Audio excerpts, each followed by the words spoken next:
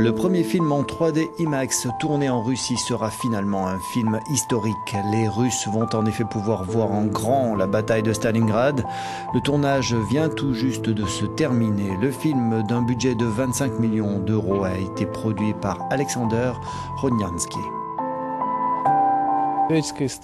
C'est une histoire humaine, pas du point de vue d'un maréchal ou d'un général. Il n'y a pas de grade supérieur à celui de capitaine. C'est plus une vue de l'intérieur des événements, de la vie des gens que nous suivons pendant 24 heures. Car les gens qui arrivaient à survivre pendant plus de 2 ou 3 jours étaient considérés comme des vétérans.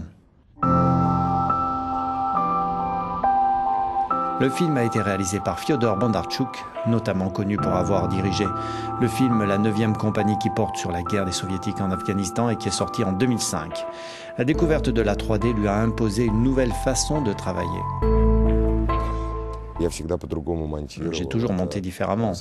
D'un côté, c'est un retour à la vieille école du montage et de l'autre, on a de nouvelles règles pour le long montage afin de garder ce contact avec la vue des spectateurs.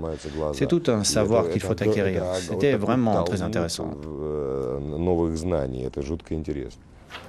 Cette technologie 3D sur Stalingrad est la même que celle utilisée sur le dernier très hollywoodien Spider-Man. Matthew Blutt, un spécialiste américain de la 3D, travaille sur ce film. Comme vous pouvez le voir, il y a en fait une caméra ici au-dessus et une autre au-dessous.